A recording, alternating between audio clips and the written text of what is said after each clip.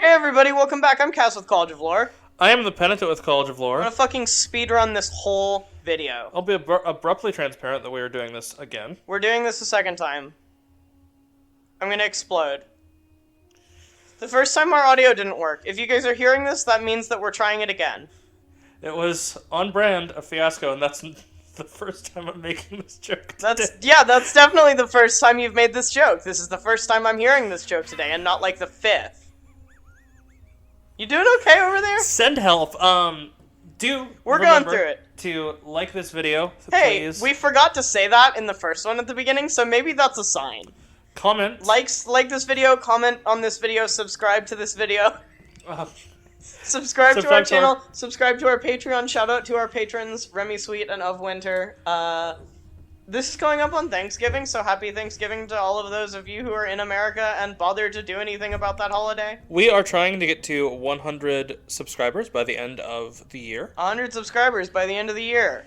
So if you could press the subscribe button and join the party here, that would be well appreciated. It's like you say that in the outro that we have recorded, so you don't need to say it again.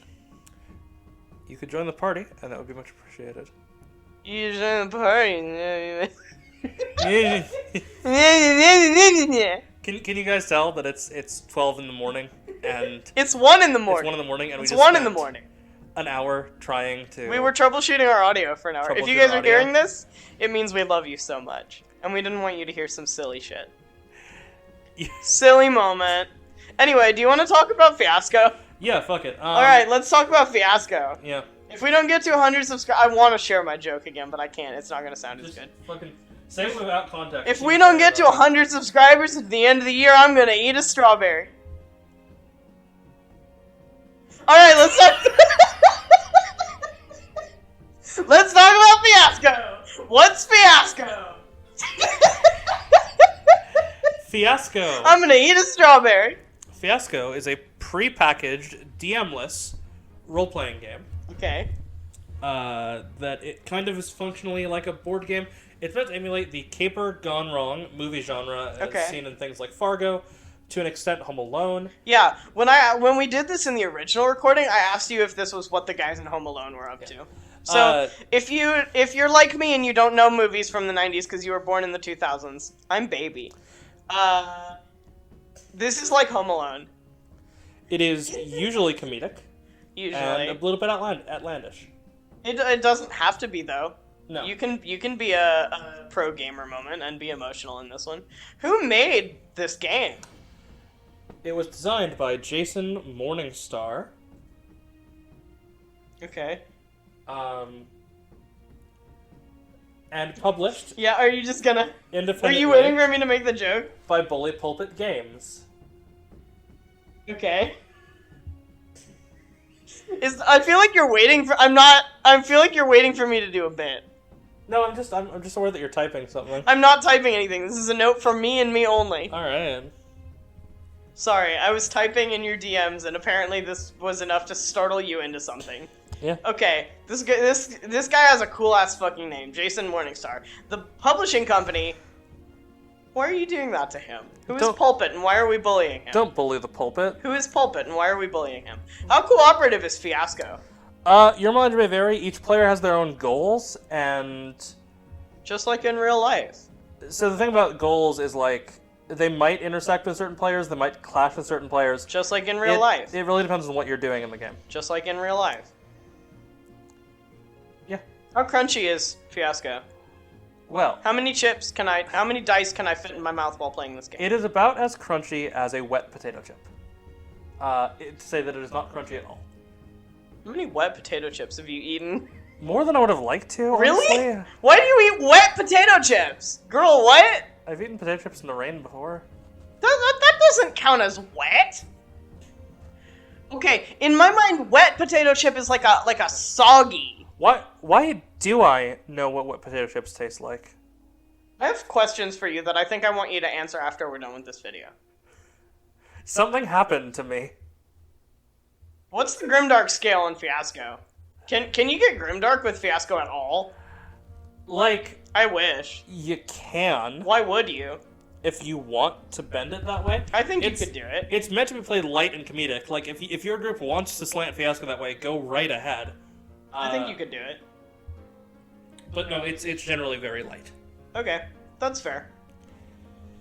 How do you play this game? So, you Explain how to play this game like I don't already know how to play it because you didn't already explain it to me.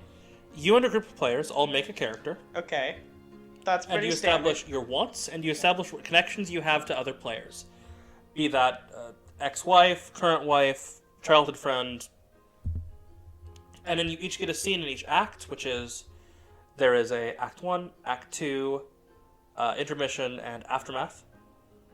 I like that you didn't say them in order. So the intermission just comes in between Act 2 and the ending. Can you imagine going to a play and they're like, alright, Act 1's over. And everyone's like, oh cool, an intermission. They're like, no, fuck you, Act 2. And then right before the final scene of the play, they're like, intermission now!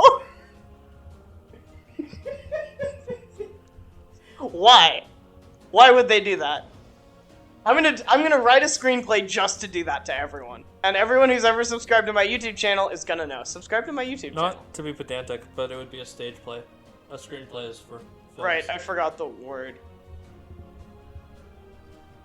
How do you play Fiasco? Well, we're gonna stop talking about my fuck-ups. How do you play Fiasco? Since I asked... Go in order, or on the table. Okay. Each having a scene based on your character with at least one other character. Okay. Just like in real life. And you can choose either whether you establish the scene, where it is, what you're doing, if it's a flashback, if it's current, or if the scene ends positively or negatively. And I wish I could decide whether things resolve positive or negatively for me in real life. I wish I could even set the scene in my real life. Yeah, scene set. I have $1 billion. Now I need you to be the other player and choose that this ends well for me. And not really badly. But it's not very... I have $1 billion. It's not very mechanics-based, is what I'll say about that. And I'm gonna blow up the... I was making a reference. Please do not call the FBI on me. Or tell the FBI to subscribe to our videos. Yeah, FBI agent watching me through my webcam. Subscribe to my YouTube channel. Yeah. Anyway, the scores. Oh yeah, we have numbers. 1, 2, 3. Concept. 9 out of 10. That is not the number after 3. Good job. Good try. I believe in you. Anyway. You can do this. Come on. Try again. I think it's a really original premise. Okay. I think that it's something kind of hasn't been done before. And I think it's you know, there are a billion fantasy RPGs, there are a billion sci-fi RPGs, but there's a many... billion everything except for this one. Yeah, based on like a 90s movies genre. I need a board game based off Ferris Bueller's Day Off. Let's see what I can do. There might be one. Hell yeah. I watched that movie with my dad in a theater. And I say this like this movie came out when I could have watched it in a theater. This is like a re-show. I want to clarify. I don't know when that movie came out, but I wasn't alive then, probably. My dad took me to watch that movie in, like, I don't mean like a movie theater. I'm totally derailing this whole video. I don't mean like a movie theater. I mean like a stage play theater that they pulled up a big projector screen on and we watched on. I don't know why my dad took me to that. And for further clarification, this was when I was, like, in high school. This wasn't, like... I don't know what I was gonna say. What's the cost of entry? Can you guys tell I'm fucked up? $9. $9! That's a great number! What's the score of it? 9 out of 10. 9 out of 10. $10! A $30. 30 out of 10. $9 game. It is a $30 board game that you can buy pre-packaged. It comes with everything you need. You can buy it online or from... It comes with everything you need except a sense of purpose and $1 billion. Yeah, it does.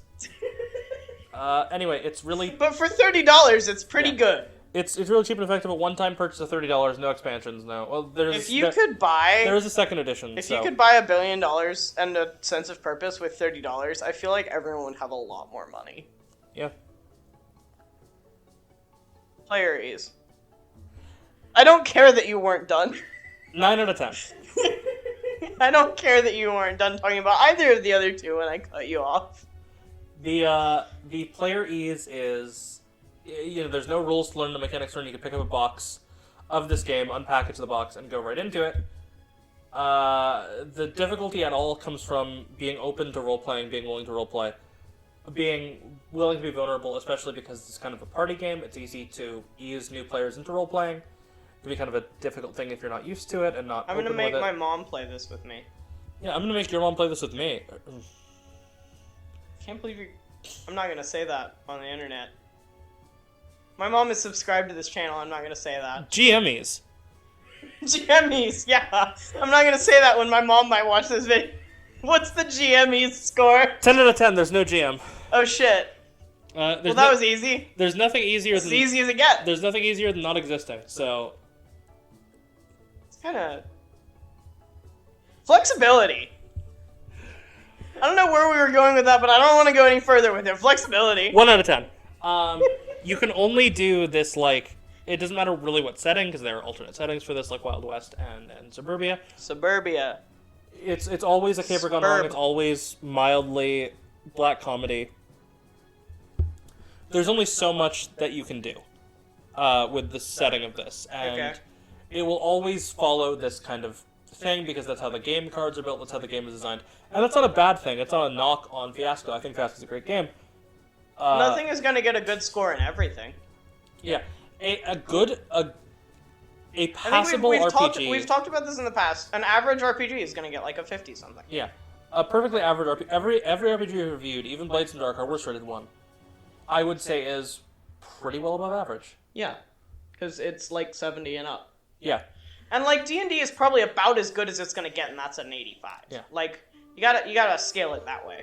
If anything, Fatal gets negative points. Yeah. That's going to drag down our average. 90 would be amazing.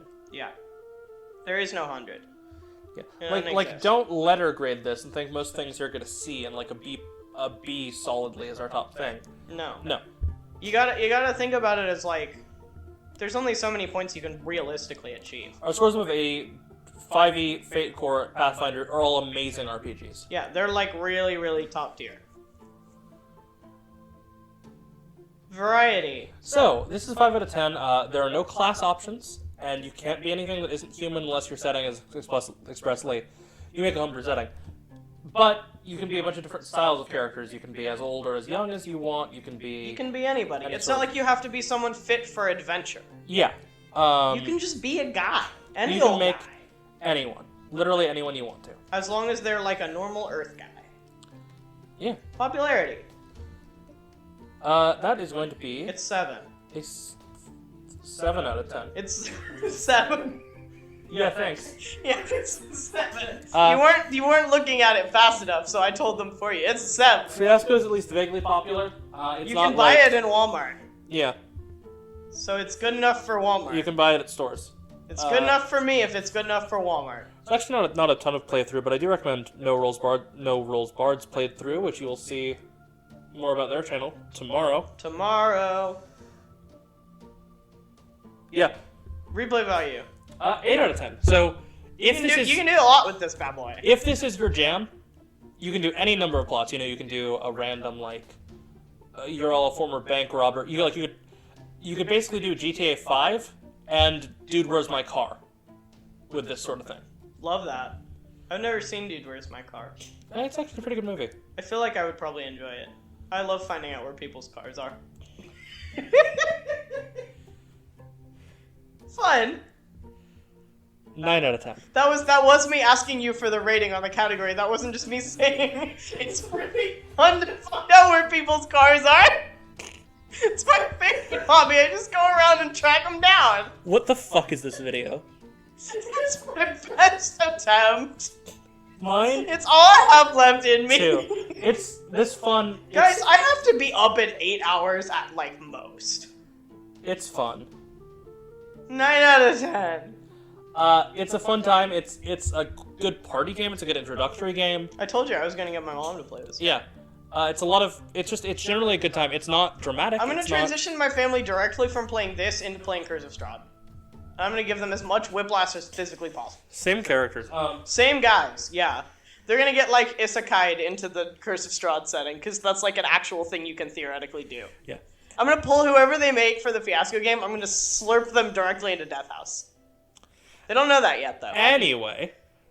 Unless they're watching this video. Unless they're watching the, oh shit, they're gonna know all my secret DM plans. It's fun. It's fun. a good time. It's funny. It's 9 out of 10 dragged a little down by the fact that it doesn't really do serious that well, but... Quality. Better in this video. It's good for good enough for store shelves. It's better in this video. Professional. It includes a lot of material that is. It doesn't get too flowery like Apocalypse World's language does. It's concise. It's easy to follow. Yeah, especially for an indie game. This is awesome. Final score. 77 out of 10. Out of 100. Holy shit! How'd it get so high? 77 out of 10. Out of 100. Yes. Out of 10. Yeah, so that's the final score. Out of 10? Where does that leave us on the scoreboard?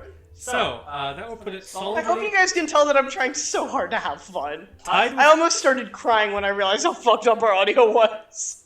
Tied with Shadowrun 60 for fourth place. Fourth place. At a 77, behind D&D at 85, Fate Core at 84, Pathfinder at 81, tied with Shadowrun, as I said, at 77. And Fiasco, and then it's the other stuff. Apocalypse World at 73.5, Burning Wheel Gold at 72, and Blades in Dark at 70. I think it's funny how the last time we did one, I was like, oh hey, we have 7, so there's like a perfect like middle number, and then this time, it was like, I don't know what the fuck I was about to tell you guys. I like that it's the same. There's still like an even margin, so it's 2 in the middle, and then there's 3. I have OCD. Anyway, go play Fiasco. Go play Fiasco. It's fun, especially if you're listening to this on Thanksgiving morning and need something to do with your family tonight. Go buy Fiasco, play it with them, have a time. Is Walmart open on Thanksgiving? Yes. Figure it out. Yeah, that's the video. All right. It was really great talking to you guys. I am deathly allergic to strawberries. End video. Thank you for watching this video from College of Lore. Remember to like this video, subscribe to join the party, and have a fantastic adventure.